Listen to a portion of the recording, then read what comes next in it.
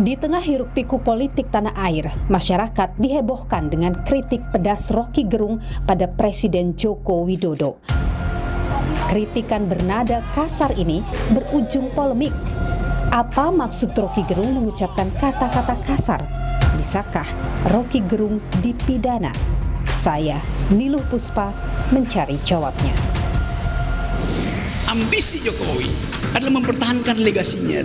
Dia masih pergi ke Cina buat nawarin IKN. Dia masih mondar-mandir dari satu koalisi ke koalisi yang lain untuk mencari kejelasan nasibnya tuh. Dia memikirkan nasibnya sendiri. Dia nggak pikirin nasib kita. Itu yang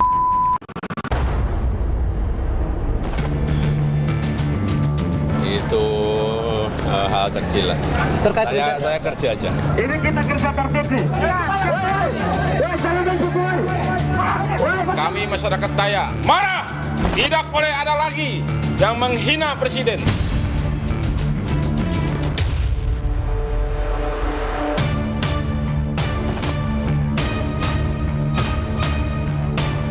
Jangan main-main. Saya akan berdiri paling depan. Jadi jangan coba-coba mengganggu presiden.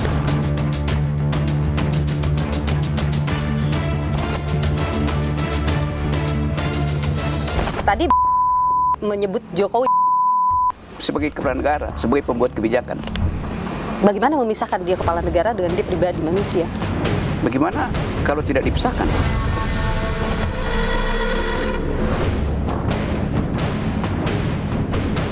Kata-kata Anda itu dianggap melukai asas kesetaraan dalam demokrasi karena ketika Anda mengatakan seseorang seperti itu, Anda meninggikan posisi Anda. Memang saya tinggi, saya lebih tinggi dari presiden karena saya berdaulat, presiden tidak. Pak Roky kalimatmu itu kebablasan, itu terlalu 100% menghina. Turunin dong ke 80%. Oke, saya pakai 80%. Nanti ada publik bilang 80% masih terlalu tinggi itu. Bikin 20%, lama-lama 0%. Lama-lama saya nggak boleh bicara kan. Kan konyol itu.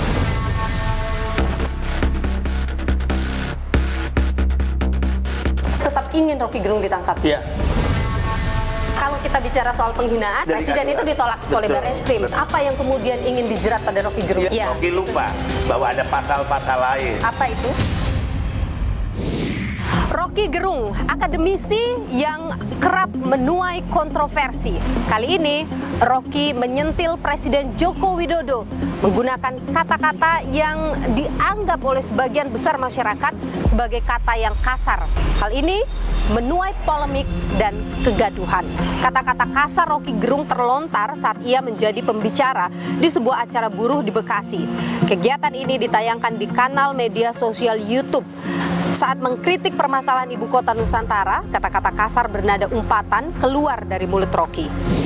Dia masih mondar-mandir dari satu koalisi ke koalisi yang lain untuk mencari kejelasan nasibnya. Dia memikirkan nasibnya sendiri. Dia nggak pikirin nasib kita.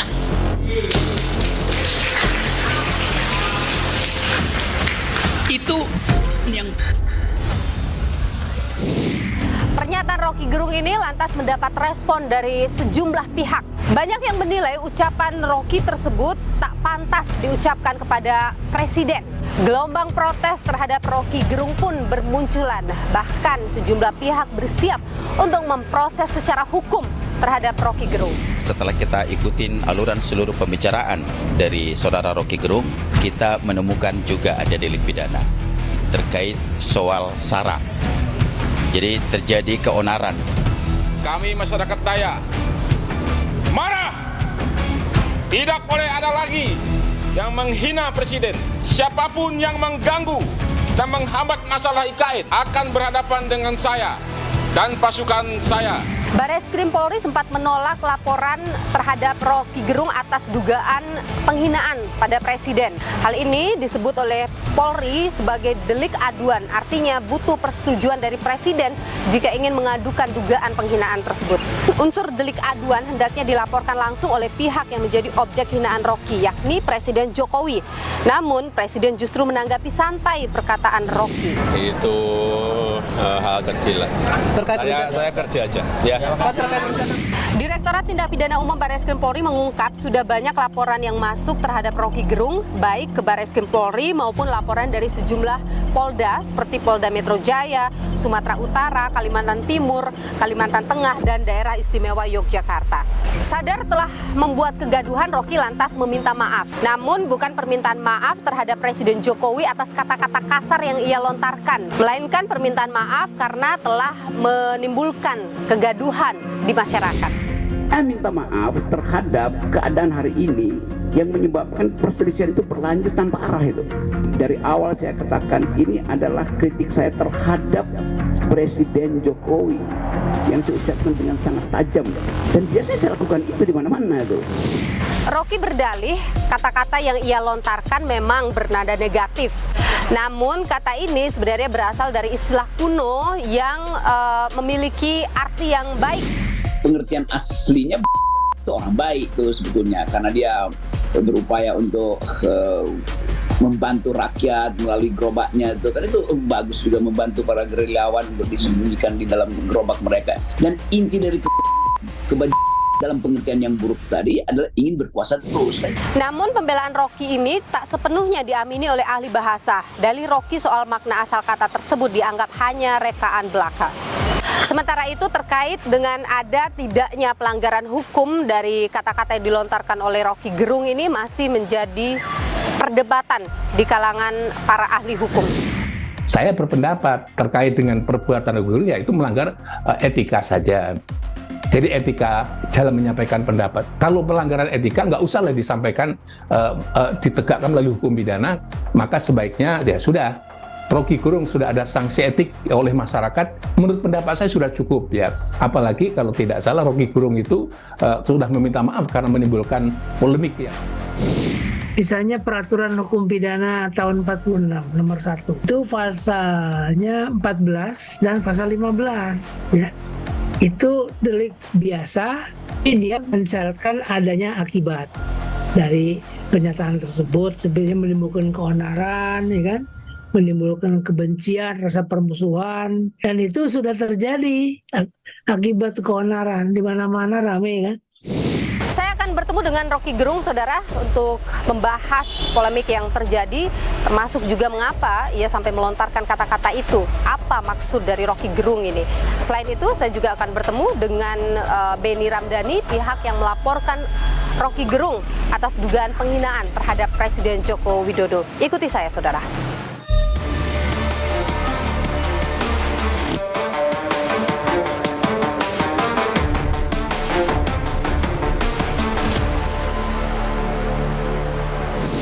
Meski sudah meminta maaf atas kegaduhan yang terjadi, Rocky Gerung ini tetap menghadapi aksi penolakan dari sejumlah elemen masyarakat imbas dari apa yang ia ucapkan gitu.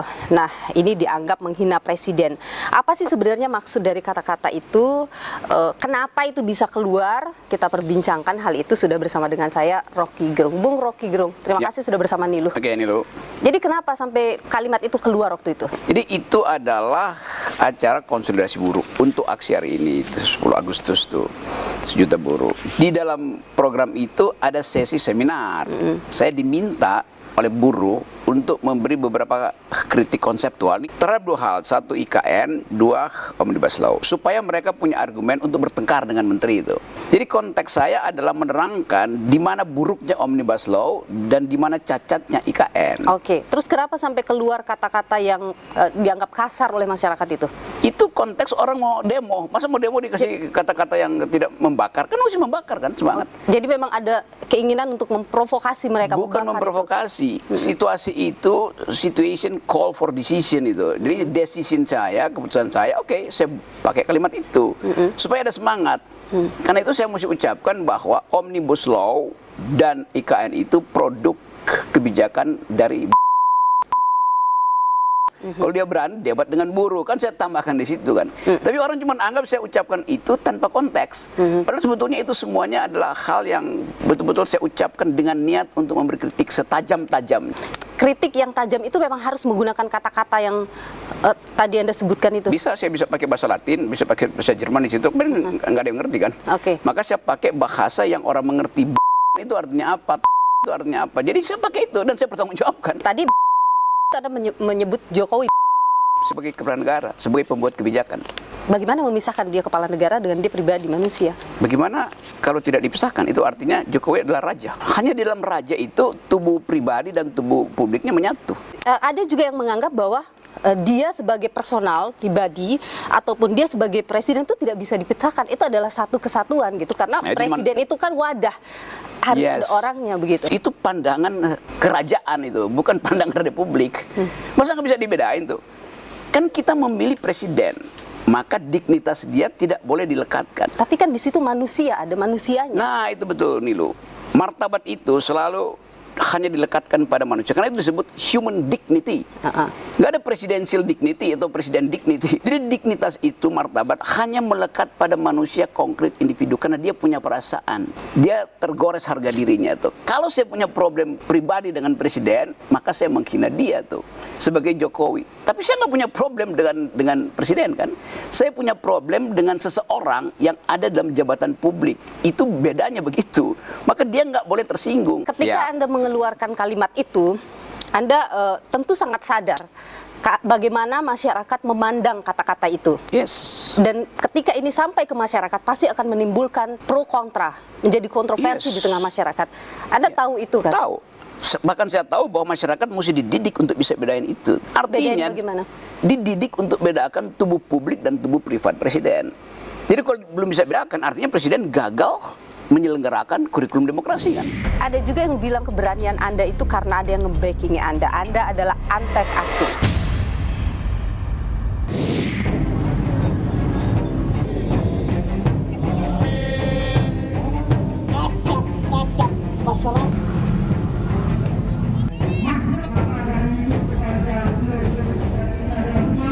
Apa prinsip dasar demokrasi, Bung Rocky? Kedaulatan itu ada di tangan rakyat, bukan pada presiden. Presiden itu peminta-minta suara rakyat. Maka presiden mesti hormati kedaulatan itu. Kalau saya kasih kritik, dia mesti hormati kritik saya itu. Bahkan supaya dia bisa jangan bikin gara-gara, kita sewa anggota DPR untuk jadi watchdog dia tuh kan. Kan anggota DPR ini adalah anjing penggonggong bahasa Indonesianya. Tadi marah lagi anggota DPR. Ya watchdog begitu kan.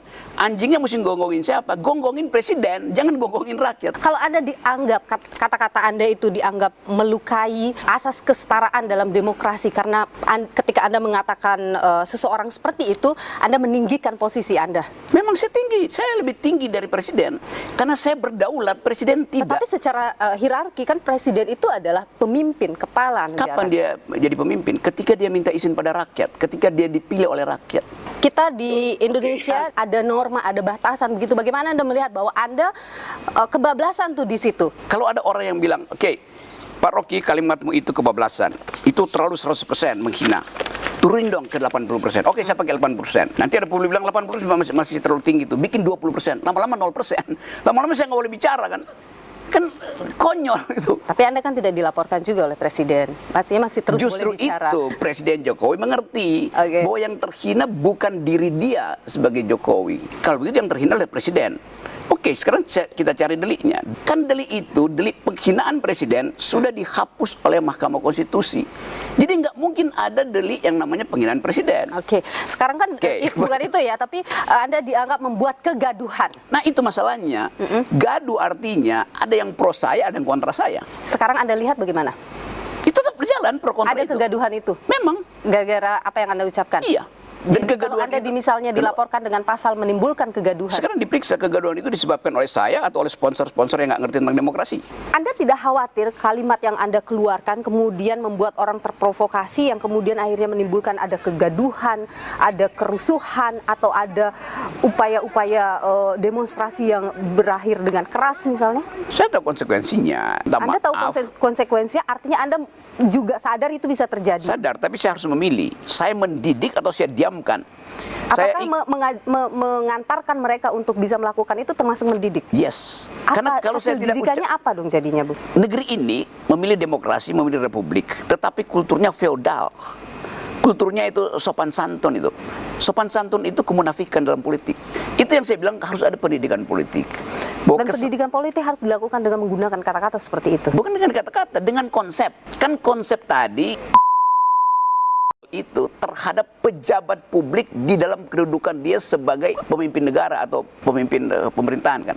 Itu yang saya mau bedakan. Saya nggak boleh menghina manusia. Pejabat publik itu bukan manusia, dia lembaga. Tapi yang mengisi jabatan publik itu kan manusia. Iya, tapi dia nggak boleh terhina dalam kondisi dia sebagai manusia. Karena mesti anggap Anda menteri. Anda bukan seseorang yang namanya bagus. Anda tuh menteri. Jadi Anda menganggap demokrasi kita sekarang Gagal.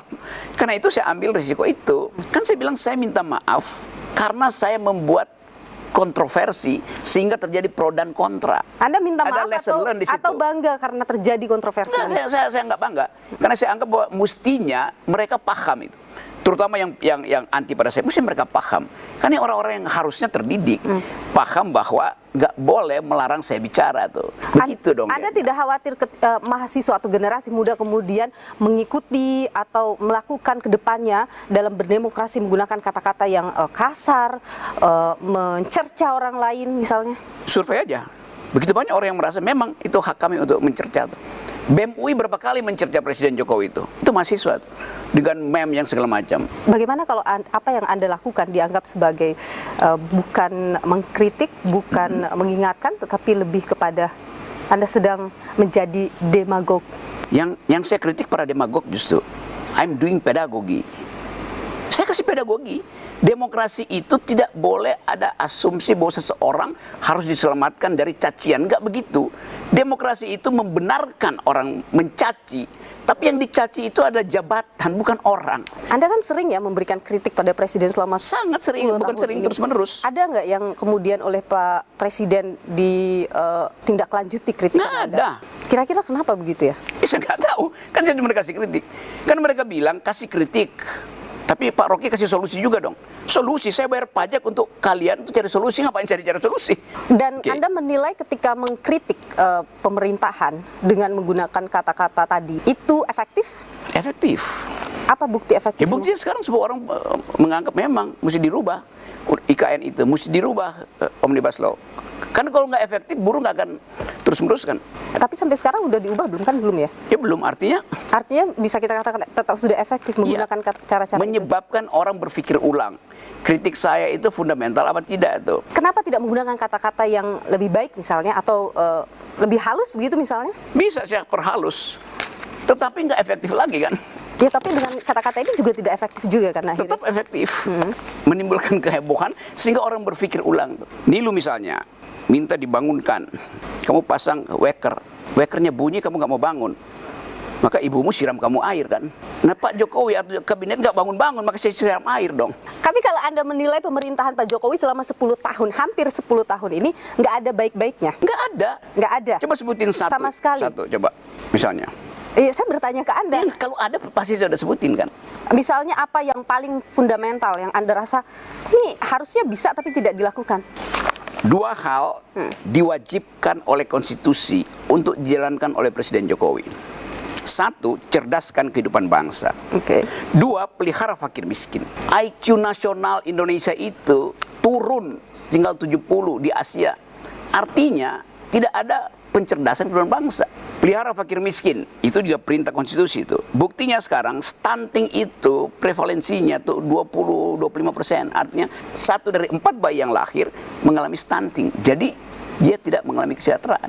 Jadi Presiden Jokowi gagal menjalankan perintah konstitusi. Ketika ada infrastruktur yang dibangun itu kemudian mempercepat akses, mempermudah akses masyarakat, bagaimana? 2 bulan lalu saya naik Gunung Rinjani, turun ke arah desa Torean itu, malam-malam saya nyewa mobil untuk bawa barang-barang saya itu. Supirnya bilang begini, Pak Rocky, saya dalam sebulan ini udah 6 kali ngangkut ibu-ibu hamil dan 3 melahirkan di mobil saya tuh. Kenapa Pak? Jalannya rusak. Padahal mesti ngebut pergi ke jalan tol atau jalan utama tuh. Jadi yang dibikin Pak Jokowi adalah jalan rusuk, jalan punggung, tulang rusuknya yang nggak dibikin. Apa yang kita mau bilang tuh? Hak ibu-ibu untuk dapat jaminan bahwa dia harus cepat-cepat nyampe ke puskesmas untuk kehamilan. 3 melahirkan di mobil baknya. Jadi apa yang mau dibanggain tuh? Ada juga yang bilang keberanian Anda itu karena ada yang nge-backing Anda. Anda adalah antek asing. Siapa yang bilang itu? Tapi ketika ada pandangan seperti itu, bagaimana? Jadi setiap orang yang mengucapkan pikiran dianggap di remote oleh orang lain. Nah orang itu juga dia di remote oleh kedunguannya tuh. Kan begitu jadinya kan? Karena dia mencurigai sesuatu yang dia asumsikan aja. Itu asumsi? Ya pasti. Asumsi yang didorong oleh keinginan untuk menjebakkan seseorang. Jadi agenda Anda tidak didorong oleh pihak luar? Environmental ethics dorong saya untuk roh pada masyarakat Dayak yang tanah leluhurnya itu sebentar lagi akan hilang. Jadi kalau ada yang melaporkan dan tidak sependapat dengan apa yang dilakukan menurut Anda? Saya lakukan sesuatu untuk memproteksi hak masyarakat adat ulayat. Presiden Jokowi tidak pernah meminta izin pada masyarakat adat di situ. Izin itu namanya AMDAL. Jokowi udah putuskan pindahkan IKN, baru dia bilang universitas bikin AMDAL. Lo di dalam ilmu public policy terutama yang menyangkut lingkungan, minta izin dulu baru bikin keputusan politik. AMDAL harus mendahului keputusan politik. Oke, jadi komunikasi-komunikasi yang dilakukan oleh Presiden Jokowi itu tidak ada gunanya karena sudah pindah ke sana, iya. begitu. Dan akhirnya terjebak kan Presiden Jokowi kan, bahwa dia mesti berhutang pada Cina. Padahal dia bilang tadi enggak, ini bisnis. Lama-lama pakai APBN. Kan itu kebijakan yang Rocky Gerung, kayak ini loh. ahli filsafat, aktivis, yang sering kontroversi di tengah masyarakat. Terima kasih. Oke, terima Sudah kasih berbagi karena sudah menyediakan forum saya untuk menambah kontroversi. Nilo. Oke. Terima kasih Bu Iya, Roni. Nilo.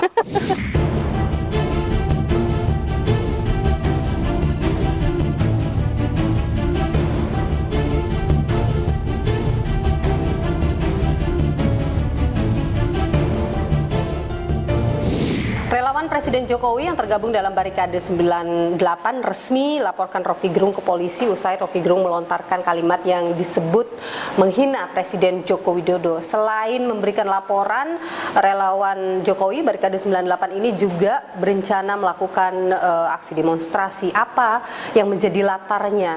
Termasuk kenapa menggaungkan gerakan tangkap Rocky Gerung. Kita perbincangkan hal ini bersama saya sudah hadir Beni Ramdhani, Ketua Relawan Jokowi Barikade 98. Pak Beni, terima kasih sudah bersama Niluh.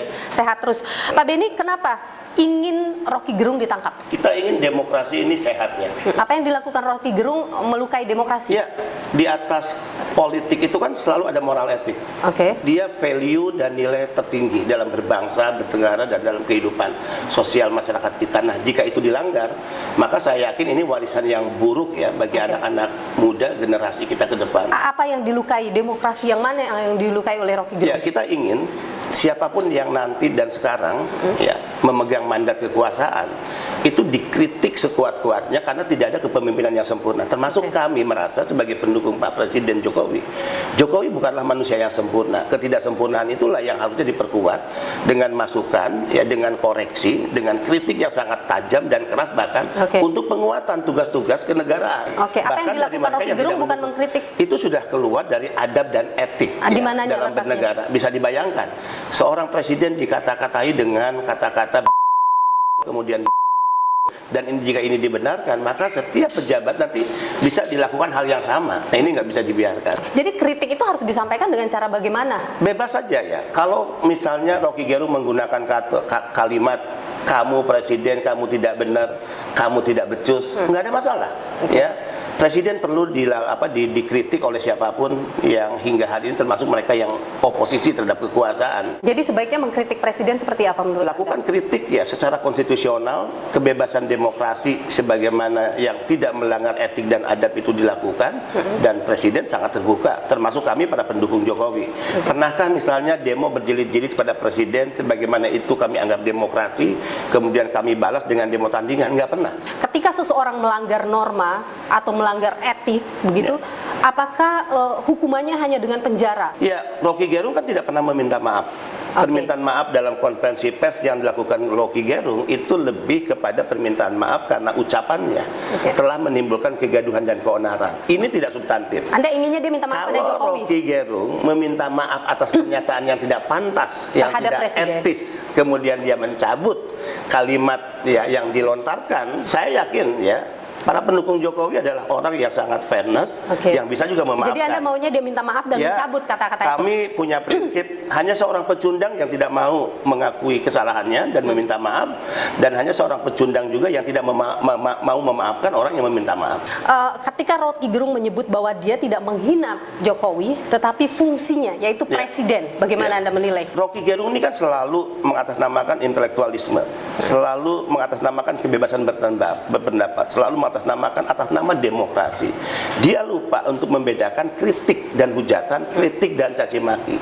Sehingga saya katakan 8 tahun para pendukung Jokowi ini memiliki kesabaran revolusioner untuk tidak merespon apapun bentuk kritik, apapun bentuk caci maki dan hujatan kepada presiden. Dan menurut kami 8 tahun ini waktu yang cukup dan tidak bisa dibiarkan lagi, karena perjuangan moral ini tidak hanya untuk Presiden Jokowi. Anda sempat menyebut juga Rocky ini memiliki kepentingan di balik pernyataan dia menyerang presiden. Apa itu kepentingannya menurut Anda? Rocky Gerung tidak berdiri sendiri. Ada 3 operasi besar yang sedang dikerjakan, dan ini adalah operasi yang dilakukan oleh kekuatan luar. Apa itu? 1. Operasi besar pertama, bagaimana Jokowi tidak terpilih pada Pilpres kedua kalinya. Operasi ini gagal. Operasi yang kedua adalah bagaimana Jokowi dilengsarkan, dimakzulkan di tengah jalan. Dan yang ketiga, jika pemakzulan tidak berhasil, mereka sedang masuk pada operasi yang ketiga. Jokowi akan lengser di tahun 2024. Dalam kacamata publik, memori publik, Jokowi is nothing dan Jokowi is nobody. Anda punya bukti bahwa mereka melakukan itu? Tentu kita memiliki sumber informasi dari berbagai sumber yang kita punya. Dan itu didorong oleh siapa? Kekuatan luar tidak ingin Indonesia ini maju. Bisa dibayangkan siapa yang ingin Indonesia dari negara berkembang kemudian mengalami lompatan di negara maju. Mereka tidak ingin Indonesia tumbuh dan kuat secara ekonomi dan stabil secara politik. Itu kenapa Anda menyebut Rocky antek asing? Yes. Ini tuduhan yang serius ya? Serius. Tapi siapa itu yang orang asing di luar itu siapa? Itu negara, itu manusia? Saya sering menyebutnya Amerika dan juga sekutunya. Ini negara yang tidak ingin Indonesia kuat secara politik dan juga kuat secara ekonomi. Tapi Anda yakin dengan informasi itu? Yakin. Pak Beni, Anda ini kan juga memegang posisi penting di pemerintahan. Anda adalah kepala BP2MI. Ini juga menjadi sorotan ke Anda. Ada yang mengatakan bahwa Pak Beni lebih baik mengurusi masalah migran daripada mengurusi masalah Rocky Gerung. Bagaimana? Kemarin Jumhur misalnya mengatakan lebih baik mengurusi mereka yang meninggal. Yang saya urusi yang meninggal 2.200 itu adalah yang berangkat dulu di zaman Jumhur Hidayat. Kita punya buktinya. Orang menganggap justru apa yang kita lakukan ini sebagai bentuk cari muka pada kekuasaan. Loh, kita udah berkuasa. Saya punya jabatan yang justru dengan apa yang saya lakukan, saya mempertaruhkan jabatan ini untuk satu saat saya dicopot. Sebelumnya kan ada rencana demo untuk mendorong penangkapan Rocky Gerung, tapi tidak jadi. Kenapa? Kita mendapatkan pertimbangan dari masyarakat-masyarakat sehingga kita tidak ingin atas himbauan dan juga pandangan-pandangan masyarakat terjadi sesuatu yang merugikan kota Jakarta, ibu kota dan masyarakat sekitar, sehingga kita tidak membatalkan tapi kita memundurkan setelah peringatan 7 Agustus. Jadi aksi itu akan tetap ada? Akan tetap dilakukan. Yang disuarakan dalam aksi itu adalah? Yang disuarakan adalah tangkap Rocky Gerung, proses hukum. Anda tetap ingin Rocky Gerung ditangkap? Iya. Tapi kalau misalnya untuk ditangkap kan harus ada dasar legal standingnya. Seperti saya katakan, kita serahkan ini pada proses hukum. Kami menyiapkan pengacara dan biarlah proses hukum yang akan menguji. Sejauh ini komunikasi dengan pengacara, apa yang bisa menjerat Rocky Gerung? Kami rahasiakan waktu itu. Baik, karena kalau kita bicara soal penghinaan itu sudah harus presiden itu ditolak oleh Barreskrim. Nah, saya juga jadi penasaran juga apa yang kemudian ingin dijerat pada Rocky Gerung ini. Sepandai-pandainya tupai melompat itu akan jatuh juga. Jadi Rocky ini sebetulnya tidak pintar Dia menganggap bahwa apa yang dia lakukan sebebas-bebasnya, toh presiden dengan kesabarannya tidak akan melaporkan dia karena delik aduan. Rocky lupa bahwa ada pasal-pasal lain. Apa itu? Ketika seseorang karena perbuatan dan tindakannya menimbulkan kegaduhan, keonaran tengah-tengah masyarakat, maka itu bisa menjerat Rocky Gerung dan Rocky Gerung terpeleset di situ. Undang-undang 46. Kita lihat apa yang dilakukan Rocky Gerung telah menimbulkan gerakan yang sangat masif di daerah-daerah Dan sekarang, itu sudah disebut sebagai kegaduhan. Teman-teman Dayak Kalimantan telah bergerak juga menyampaikan sikap karena ketersinggungan atas IKN Dan ini adalah sentimen negatif publik yang muncul secara spontan dan terjadi di seluruh tanah air dan tentu negara penegak hukum akan melihat ini sebagai masalah yang serius. Jadi Undang-Undang 46 yang ingin Anda kita serahkan kepada pengacara dan penegak hukum. Baik, artinya Anda menyatakan bahwa Rocky Gerung telah menimbulkan kegaduhan di masyarakat. Kita serahkan pada penegak hukum. Pak Beni Ramdhani, Ketua Umum Barikade 98, terima kasih sudah berbagi pandangan di Nilu. Sehat selalu Pak Beni. Terima kasih banyak. Thank you. Kalau saudara Rocky Gerung mencoba untuk membedakan fungsi dan personnya itu hanya ada dalam kepala dia, tetapi tidak ada dalam kepala masyarakat yang mendengarkan, dan tidak ada dalam kepala siapapun. Ruang bagi masyarakat untuk menyampaikan kritiknya pada pemerintah untuk mewujudkan pelayanan publik yang tentu saja lebih baik. Tapi pantaskah kemudian menyampaikan satu pandangan terhadap pemerintah dengan kata-kata yang oleh masyarakat umum itu dianggap kasar? Kita perbincangkan hal ini bersama dengan saya sudah hadir ahli filsafat dari Universitas Pelita Harapan, Budi Hardiman. Pak Budi, terima kasih sudah bersama Niluh, sehat selalu. Sama-sama. Pak Budi, kalau kita bicara soal konsep demokrasi, bagaimana sebenarnya seorang filsuf itu melihat konsep demokrasi khususnya di pemerintahan seperti di negara kita ini? Demokrasi itu intinya adalah komunikasi. Oke. Dan komunikasi itu mempunyai banyak ragam dan banyak ranah. Ada sistem politik, misalnya trias politika, itu adalah negara hukum, birokrasi. Tapi juga ada civil society, yaitu kultur ada di sana, masyarakat ada di sana, ekonomi ada di sana. Nah, bagaimana dua hal ini saling berkorelasi, bersinergi untuk membangun sebuah masyarakat demokratis dan negara demokratis. Dan kritik bisa dilakukan di situ? Kritik adalah bagian yang wajar dan bahkan didorong dalam berdemokrasi. Oke, kalau kritik itu wajar dan bisa didorong dalam demokrasi, ketika masyarakat atau orang melakukan kritik seperti misalnya dilakukan oleh Rocky Gerung, bagaimana Anda melihat dengan kritik yang disampaikan dengan cara seperti itu misalnya? Rocky Gerung kerap berbicara atas nama rasionalitas. Tetapi dia menggunakan terminologi-terminologi dan memakai konsep-konsep yang sifatnya provokatif, kasar, dan ini bertentangan dengan rasionalitas. Banyak hal yang dibicarakan di dalam tradisi filsafat, khususnya logika dan teknik berargumentasi yang disebut sofisme. Nah, sofisme itu sebetulnya ya istilah kita yang lebih dikenal demagogi gitu ya. Demagogi itu dipakai untuk menarik perhatian publik gitu kan. Nah, salah satu alat untuk menarik perhatian publik itu adalah suatu kesesatan berpikir yang disebut argumentum ad hominem. Itu seperti apa itu misalnya? Saya tidak suka dengan seseorang dan saya berargumen dengan menyerang orang itu, pribadinya. Yang dilakukan Rocky Gerung masuk dalam kategori itu? Dia melakukan argumentum ad hominem karena sasarannya adalah orangnya. Oke, meskipun dia mengatakan saya tidak menyerang Jokowinya. Pada frase perkataan kasar itu diserang dua hal. Apa? Fungsi publik dan personnya. Jokowi dan presiden. Betul. Dan Jokowi sebagai presiden. Ya. Jadi tidak bisa dipisahkan sebenarnya.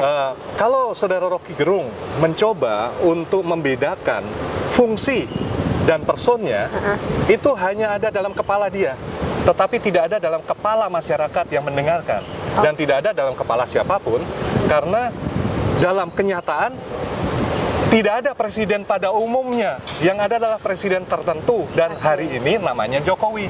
Jadi kalau Rocky Gerung mengatakan bahwa saya tidak mengatakan Jokowi, tapi saya mengatakan presiden, sudah ada kesalahan berpikir dari Rocky Gerung. Itu teknik untuk apa? Mengelak ya. Jadi Rocky Gerung sedang mengelak saja? Oh, itu biasa dipelajari dalam teknik demagogi. Ya. Oke, tapi apa yang dilakukan Rocky Gerung itu sepenuhnya salah? Tidak. Kritik-kritik yang diberikannya tentu berguna untuk check and balance di dalam demokrasi. Tapi negatifnya dari yang terjadi itu apa? Itu negatifnya karena frase yang dipakai kasar. Dan saya dalam hal ini setuju ya. Dia adalah seorang yang sedikit banyak mau mengganggu kenyamanan kita dalam struktur kultural feodal di Indonesia. Dia mau menggoyang struktur feodal itu dengan suatu argumen-argumen yang sifatnya mendukung kesetaraan. Ekstrim memang, tetapi kesetaraan itu sangat penting untuk demokrasi. Dalam demokrasi dibutuhkan kesetaraan satu, kebebasan. Nah, satu lagi yang tidak kalah penting itu adalah respek.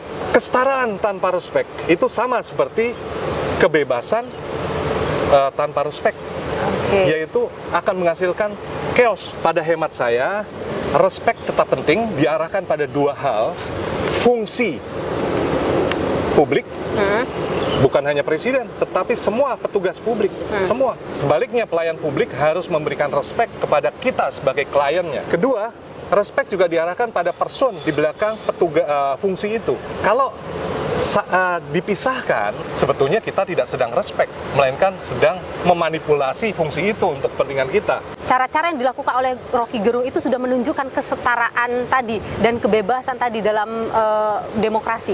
Kalau dalam hal yang terakhir itu soal ujaran yang problematis, tidak selayaknya dan tidak berguna mengatakan hal-hal itu. Tidak berguna ya? Itu adalah hal yang sia-sia. Kalau Anda lihat, apakah hanya melanggar etis saja secara etik atau juga ada hukum yang dilanggar? Saya tidak ingin mengatakan bahwa itu kasus etis, tapi etiket, sopan santun, tata krama. Orang yang tidak sopan atau melanggar sopan santun belum tentu orang yang jahat secara moral. Dia memang melanggar sopan santun. Dia memang menjadi kontraproduktif dengan kritiknya, tapi tidak berarti bahwa Rocky Gerung itu orang jahat secara moral. Itu adalah dua hal yang dua hal berbeda. Terakhir, Pak Budi, Anda secara pribadi menilai apakah Rocky Gerung pantas dipolisikan dengan statementnya? Beri waktulah kepada saudara Rocky Gerung untuk menyadari kesalahan dalam pemakaian kata-kata. Oke, kalau itu lebih produktif untuk mengubah seseorang daripada diberi kerangkeng hukum atau hukuman dan sebagainya. Tapi kalau yang bersangkutan hanya bisa sadar dengan hukum, ya bantulah mereka dia sadar dengan hukum juga gitu ya. Pak Budi Ardiman, ahli filsafat dari Universitas Pelita Harapan. Terima kasih sudah berbagi pandangan di Nilu. Sehat selalu Pak Budi. Ya, sama-sama. Kritikan Rocky Gerung pada pemimpin negeri yang kontroversial dan berujung pelaporan bukan kali ini saja terjadi. Namun tak hanya Rocky, sejumlah warga negara juga kerap memberikan kritikan pedas pada pemerintah. Berikut ini kami rangkum untuk Anda.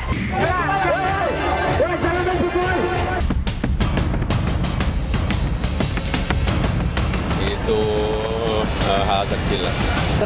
Saya kerja aja. Kemarahan sebagian pihak itu karena belum bisa membedakan mana kritik publik dan mana dendam pribadi. Dia memikirkan nasibnya sendiri, dia nggak pikirin nasib kita. Itu. Selepas menyentil Presiden Joko Widodo, Rocky Gerung mendapat kecaman. Tak main-main, aktivis politik kontroversial ini dilaporkan ke polisi lantaran kritik pedasnya diimbuhi kata-kata kasar. Tak hanya itu, muncul demonstrasi penolakan Rocky Gerung hingga desakan menjebloskan Rocky ke bui. Ini bukan kali pertama Rocky Gerung melontarkan komentar nyeleneh yang berujung pro dan kontra. 2018, Rocky Gerung menyebut kitab suci adalah fiksi. Saat diklarifikasi, ia mengaku kalimat tersebut bukan untuk menistakan agama. Kemudian Rocky Gerung diduga menghina Marga Lauli dalam cuitan akun Twitternya 2020 lalu. Imbasnya, Himpunan Masyarakat Nias hingga Menteri Hukum dan HAM Yasona Lauli melaporkan Rocky ke polisi. Lalu Rocky Gerung juga sempat menyinggung presiden tak paham Pancasila. Rocky diancam dipidanakan terkait pernyataannya. Saya sebagai terlapor yang dilaporkan oleh Kabak Hukum Pemkot Jambi atas video-video saya yang mengkritik Pemkot Jambi dan Wali Kota Jambi Syarif Hasyah. Tak hanya Rocky Gerung, sejumlah pihak juga pernah lontarkan kritik kontroversial ke pemerintah. Mei 2023, siswi SMP di Jambi dilaporkan pemerintah kota Jambi ke polisi lantaran kritiknya dianggap mencemarkan nama baik Wali Kota Jambi Syarif Hasyah. Dalam video unggahannya, siswi ini mengaku kesal dan ingin mencari keadilan lantaran sumur dan rumah neneknya rusak akibat angkutan berat. Laporan polisi dicabut karena siswi SMP tersebut meminta maaf. April 2023, TikToker Bima Yudo Saputro mengunggah komentar pedas soal situasi jalanan yang rusak di Provinsi Lampung. Meski akhirnya pemerintah daerah Lampung turun dan memperbaiki, namun kata kasar yang diucapkan Bima sempat berujung laporan polisi. Belakangan Bima dikecam ketika mengomentari mobil yang dikendarai Presiden Joko Widodo saat peninjauan jalanan pasca di aspal Pemda setempat. Ada juga aktivis buruh Jumhur Hidayat yang mengomentari Omnibus Law Undang-Undang Cipta Kerja lewat cuitannya di media sosial 2020. Jumhur divonis 10 bulan penjara karena terbukti menyebarkan berita hoax. Kritik tentu diperlukan demi kemajuan bangsa. Tapi bagaimana adabnya agar tak berujung penjara? Kritikan itu kan terbuka. Oleh karena itu baik, tapi dengan catatan. Satu, dengan bahasa yang enak, dengan literasi yang enak, dengan bahasa yang santun. Kalau kita lihat yang diancamkan pasal 14 itu kan menimbulkan keonaran. Makanya dari kritikan itu jangan sampai berpotensi berita bohong. Ini loh, ini kan akhirnya kan, nah ini kan berita bohong apa yang disampaikan tadi. Karena mungkin bukan berdasarkan pada kajian atau informasi data yang akurat, berpotensi menjadi berita bohong. Berita bohong yang menimbulkan keonaran.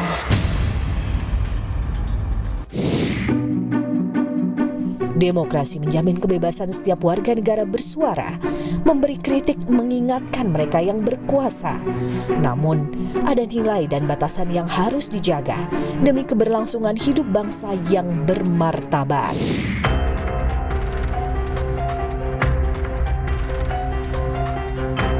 Dalam demokrasi, kritik adalah keniscayaan, menjaga agar pemimpin tetap berada di jalur kebenaran.